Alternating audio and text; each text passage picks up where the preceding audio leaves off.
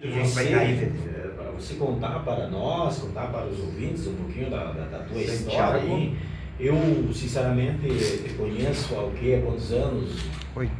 8 anos. Uns 8 anos, tanto já? 8 anos. Tá, Eu pena que hoje eu não tenho mais um microfone, senão nós conversávamos também com o El. Quem é que vai Mas pegar me conta uma coisa, como é que nasceu já desde o teu primeiro trabalho? Eliseu. Como é que é o nome do outro teu Das chagas da Um onde? presente Para você, né? Guarani. E Me cantando. conta que tempo faz que você Cantando serve a Deus, que você os serve a jovens. Jesus, que você é crente já de bastante Tá, tempo. tá bom. Pô, Pode deixar que nós como vamos é que é a tua história? A minha história, nem eu Tá, daqui a pouquinho nós acredito já no vamos milagre. tá? É mesmo? O que Deus fez na Um minha abração vida, só também. Ele poderia fazer. E há mais ou menos... Quantos anos mais ou Em menos? 1999 foi a primeira vez que eu coloquei os pés numa igreja evangélica. Eu aceitei Jesus como Salvador em 1999. Só que na época eu não tive o entendimento da palavra de Deus e eu não entendi o que Deus queria comigo e acabei me desviando. Em 2006 o Senhor começou a falar comigo em visões. Deus, eu voltei para os caminhos do Senhor, mas eu voltei assim, eu não tinha aquela intimidade com Deus, eu ia na igreja. E o Senhor me mostrava em visões tudo que Ele iria fazer na minha vida neste momento. Tudo que está acontecendo, Deus me mostrava, inclusive o meu casamento, o meu esposo, o Elton. Deus me mostrou em 2006, em uma visão, que eu iria casar, me mostrou toda a família do Elton. E eu não entendi o que Deus queria comigo, eu só acreditava que Deus ia mudar a minha história. E realmente Deus começou a mudar a minha história no momento que eu conheci verdadeiramente ao Senhor, que eu tomei uma posição com Deus, Deus mudou a minha história. Em 2008 eu conheci meu esposo, o Elton. Ninguém aqui em Sede Nova, aqui na região, todo mundo sabe do meu testemunho, que eu nunca sonhei em ser uma cantora. Eu trabalhava na área da saúde como enfermeira e Deus começou a mudar a minha história naquele momento que eu comecei a ter uma posição. Eu lembro como se fosse hoje, eu estava num culto em Sede Nova e eu não queria estar naquele culto. Praticamente eu fui obrigada pelo meu esposo. Lembrando que na nossa igreja. Lembrando que na igreja, o irmão Luiz. E tinha um pregador lá de Balneário Camboriú pregando naquela noite. E eu falei para o meu esposo que eu não queria ir, nós tínhamos chegado de Santa Maria, estava atrasada.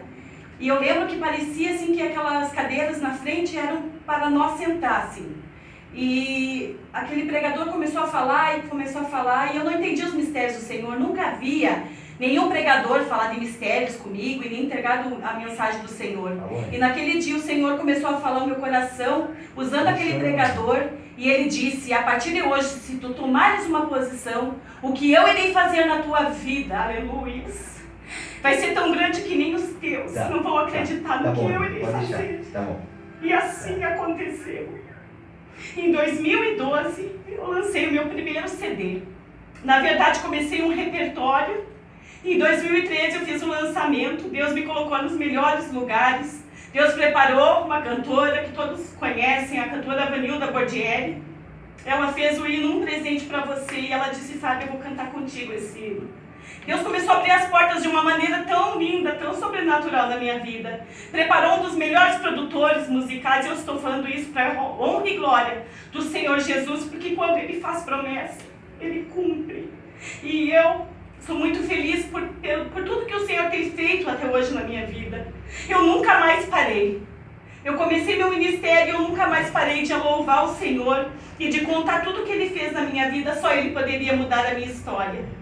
Então, em apenas 10 anos de fé,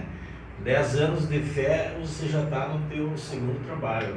Na verdade, como cantora, faz 5 anos. Eu comecei meu ministério de louvor há 5 anos.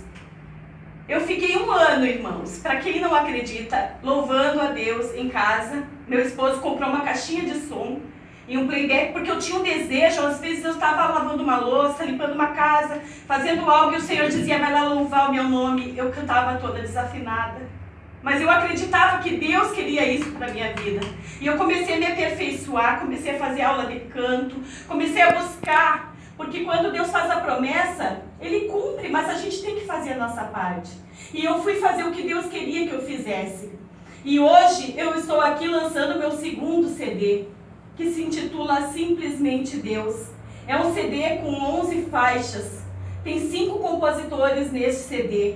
Cada hino é uma profecia que o Senhor me entregou. Porque mandaram no meu e-mail mais de 500 hinos para eu escolher o repertório. E eu disse para Deus, Deus, eu quero falar aquilo que Tu queres, que a Tua igreja ouça. E eu sinto a glória do Senhor neste lugar, a presença de Deus aqui. Porque tudo que Deus fez é mais do que eu imaginava. Eu nunca imaginei ser uma cantora. Nunca sonhei em cantar nas igrejas. Mas Deus, Ele sonha por nós. E eu sou muito feliz. E eu sou uma escolhida de Deus. Eu creio que se você tem promessa, não desista. Não desista. Vai vir provas, vai vir lutas, mas Deus, Ele está no controle de todas as coisas. Isso aqui, meus ouvintes, meus irmãos, que a gente está fazendo aqui, isso aqui é testemunho. Nós estamos usando aqui um espaço que é testemunho para você que está nos ouvindo, para você ver o que realmente Deus faz. Se nós tivermos um tempinho, ainda temos que falar um pouco da vida do Elton. O Elton, que é o esposo da Fábio, né? Porque os dois em conjunto. O Elton hoje é um presbítero da igreja, um grande pregador da palavra de Deus, né? É um cara assim, uma pessoa estudado, conhecedor da Bíblia, né? Porque além de conhecedor da Bíblia, com unção na vida. Porque a Bíblia diz que nós temos que crescer na graça e no conhecimento. Não adianta nós ter só a graça e não ter o conhecimento. Nós ter só o conhecimento não ter a graça. É pior ainda, se nós ter só o conhecimento não ter a graça, é pior. Aí não vai. E o Elton, uma pessoa que... Quantos anos mais ou menos desviado, Elton? 23. 23 anos. 23 anos desviado. Olha o que Deus faz, né? Olha o que Deus faz. 23 anos desviado. Hoje está aí a sua esposa já com dois trabalhos aqui. E ele é um grande, e está aí para o Rio Grande afora, aí, levando a palavra de Deus, ministrando, e a sua esposa ministrando louvor. Mas, Fábio, é o seguinte, nós vamos, qual é que é são 11 faixas, né? 11 faixas nesse teu novo CD. E qual é desses louvores aí, dessas músicas que tu mais admira, que tu mais... Não tenho. Não tem? É um mais que o outro? É um mais lindo do que o outro. Mas então, antes de quando você toma uma aguinha aí, uma folguinha, escolhe um dos seus louvores, já Diante da prova. Esse vai para a irmã Shirlane. Isso. Então, o Geiso roda aí da cantora Fábio Reis, o Diante da Prova, né, enquanto ela dá uma treguinha aqui, tomam água, e já nós voltamos com mais Fábio Reis. Roda aí. Tá, tchau.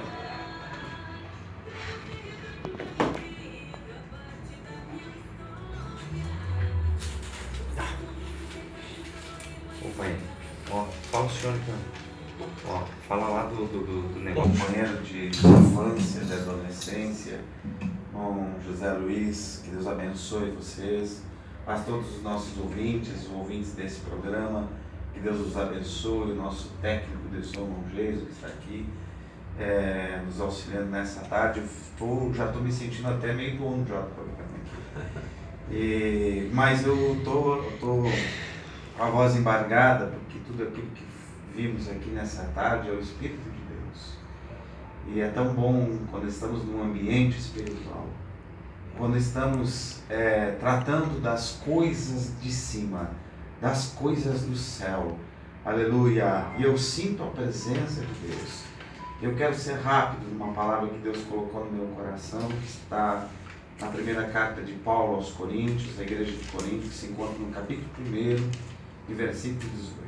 Certamente a palavra da cruz é loucura para os que se perdem, mas para nós que somos salvos, poder de Deus.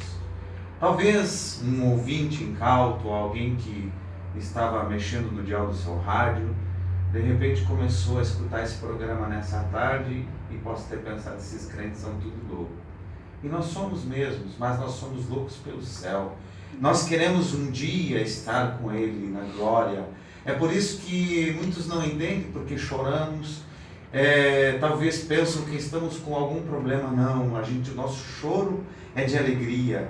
E se você quiser sentir essa paz, essa presença, é preciso aceitar a mensagem da cruz. A pregação, a mensagem da cruz que Paulo apresenta aqui, ela é muito contemporânea, pois é tratada nesses dias como nos dias de Jesus.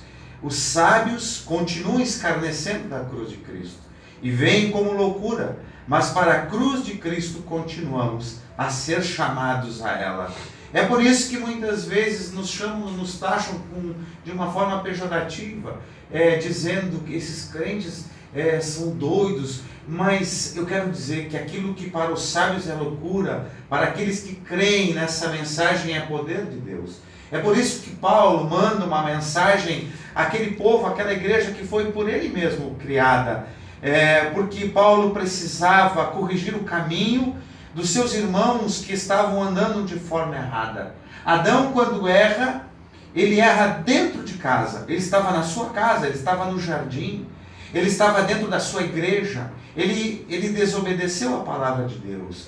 Parece que ele não saiu do jardim, a árvore estava lá no meio. E ele desobedeceu uma ordem explícita de Deus que não tocasse naquele fruto. E ali entrou o pecado. Mas Deus, na sua infinita sabedoria, na sua infinita misericórdia, prepara um plano de resgate, um plano de redenção, para que todos aqueles que, incluídos no pecado de Adão, todos aqueles que nasceram após Adão, aleluia, pudessem ser salvos através do plano redentor de Cristo. E tudo isso nos aponta para a cruz de Cristo. Jesus confundiu a muitos com a loucura da mensagem da cruz. O evangelho que para os gregos era doideira, para nós é salvação, que para os judeus era algo inconcebível, alguém ressuscitar dos mortos.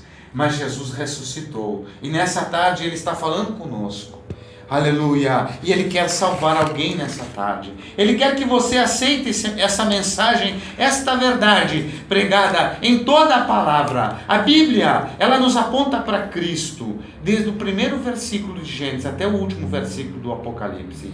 Mas você precisa estar convicto que a sua redenção é necessário. Para você ter a sua redenção, você tem que passar pela cruz de Cristo. Você tem que olhar para a cruz de Cristo. Nós saímos de uma semana de Páscoa, onde muitos filmes, muitas lembranças da morte da cruz, da morte de cruz, da morte mais horrenda que uma pessoa pudesse passar, que era a crucificação.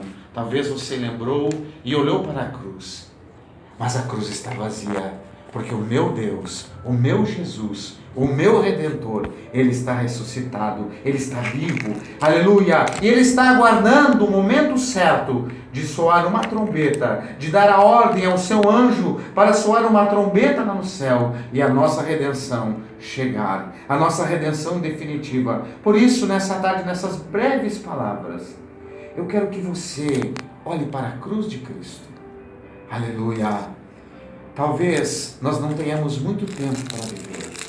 Temos que viver todos os minutos da nossa vida com a convicção que se a trombeta tocar agora, nós sumiremos daqui, nós seremos arrebatados para uma vida gloriosa com o nosso Deus. Paulo via os irmãos de Corinto separados de Cristo muitas vezes dentro da própria igreja, e ele os adverte